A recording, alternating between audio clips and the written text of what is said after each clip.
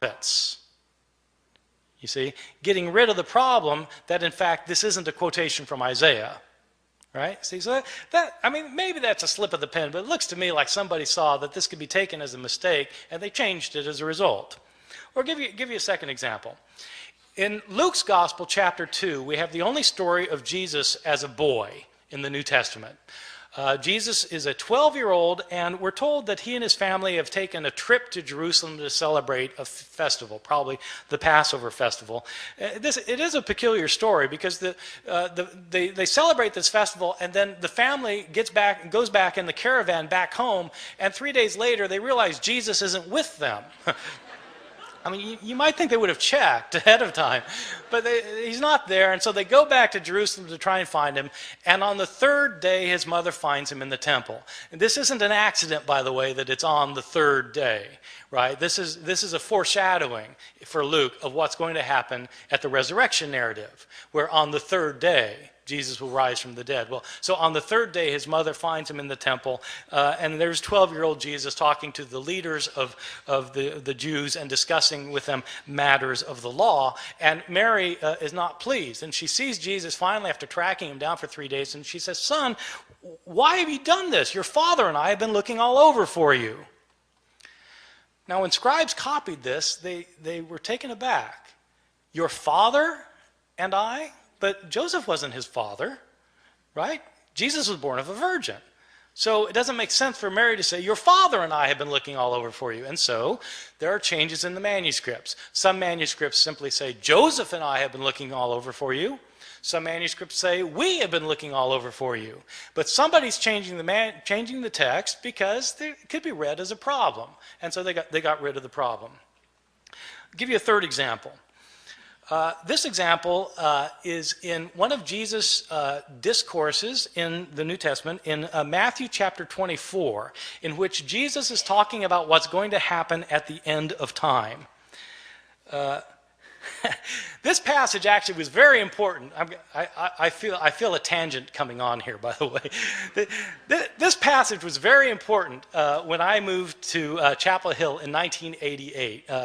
Bob, you had been gone for a year at this time. In 1988, there was a big furor in North Carolina. There were Christian groups who thought that the end of the world was going to happen in 1988. That Jesus was going to come back and take everybody out of the world who were his followers. That's the rapture, right? When the rapture and Jesus comes back, takes people out of the world, and then all hell breaks out on earth for 7 years, and then the end comes, right? So there was a guy who had written a book based on this passage I'm going to talk about in a second. The guy had written this book that was called 88 Reasons Why the Rapture Will Occur in 1988. This book was in 2 million copies. I had students whose parents believed it and literally sold the farm. They thought that Jesus was going to come back in 1988. And so I just showed up in North Carolina kind of blissfully ignorant of these things. And I moved from New Jersey where such things we're not worried about. And but this guy named Edgar Whisenant, he was a NASA engineer who had studied the Bible and come up with 88 reasons why the rapture is going to occur in 1988. And one of the reasons involves this passage I'm going to talk about. Jesus tells the disciples want to know, when's the end going to come? And Jesus tells them, learn the parable of the fig tree. When the fig tree puts forth its leaves, you know that summer is near. So too, when these things take place, you know that the end is near. Truly I tell you, this generation will not pass away before all these things take place. So Edgar Whisenant, this is one of Edgar Whisenant's 88 reasons. So the way it works is this. What is Israel in the Bible? Israel is sometimes represented as a fig tree. Well, when the fig tree puts forth its leaves, you know that the end is near. Well, okay, so if the fig tree is Israel, when does the fig tree put forth its leaves? Well, the fig tree lies dormant over the winter, and then when springtime comes, it comes back to life. When does Israel come back to life? 1948. That's when Israel comes back to life, becomes a nation again. Truly I tell you, this generation will not pass away before all these things take place. How long is a generation in the Bible? 40 years. 1948 plus 40, bingo, 1988. This was one of the 88 reasons.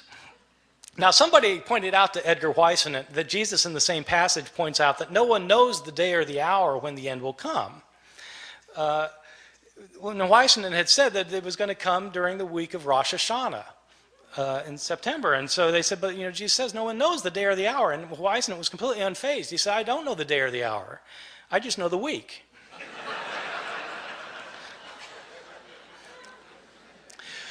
All right, so this passage actually throughout Christian history has been important because people have always been trying to figure out when the end's going to come. So in this passage, Jesus says no one knows the day or the hour, not the angels of heaven, nor even the Son, but the Father alone. Okay, Matthew 24:36. Scribes copying that found it to be a peculiar thing to say, though. Not even the Son knows when the end is going to come? I mean, surely the Son of God is all-knowing. Isn't he omniscient? And so how do scribes deal with the problem? They deal with the problem by getting rid of the phrase. And so in later manuscripts, the phrase, not even the Son, is taken out, so that now Jesus doesn't claim to be ignorant about when the end is going to come. So that strikes me as probably an intentional sort of change. All right, so you get accidental changes and you get intentional changes. I want to talk about some of the big differences that you get in some of our manuscripts, just so you can get an idea of how significant this problem can be. Probably the most familiar story in the New Testament Gospels is the story of Jesus and the woman taken in adultery. I'm pretty sure this is the best known story of the Gospels because it's in all the Hollywood movies. I mean, if you do a movie about Jesus, you've got to have Jesus and the woman taken in adultery. It's so much a requirement that even Mel Gibson, who The Passion of the Christ, which is about Jesus' last hours, has to get this in, and so he has a flashback showing this scene of Jesus and the woman taken in adultery. So the way the story works, it's found only in the Gospel of John, chapter 7 and 8. And Jesus is teaching the temple, and the Jewish leaders they drag this woman in front of him, and they say, she's been caught in the act of adultery. The law of Moses says we're to stone someone like this. What do you say? See, this is setting a trap for Jesus, because if Jesus says, well, yeah, stone her, then he's violating his teachings of love and mercy. But if he says, no, forgive her, then he's breaking the law of Moses. So what's it going to be? Well, Jesus has his way of kind of getting out of these traps, as you know, if you read the New Testament. So what he does in this case is he stoops down and he starts writing on the ground. And he looks up and he says, let the one without sin among you be the first to cast a stone at her. Stoops back down, starts writing again. And one by one, feeling guilt of their own sins, they begin to leave until Jesus looks up again and there's no one left. And he says to the woman, is there no one left to condemn you? And she says, no, Lord, no one. Jesus replies, neither do I condemn you. Go and sin no more. There is a textual variant in a now lost manuscript, which when Jesus, about this line about when he says, let the one without sin among you be the first to cast a stone at her. In this one textual variant, it indicates that a stone comes flying out from the crowd, nails the woman in the head. And Jesus says, Mom, sometimes you really tick me off.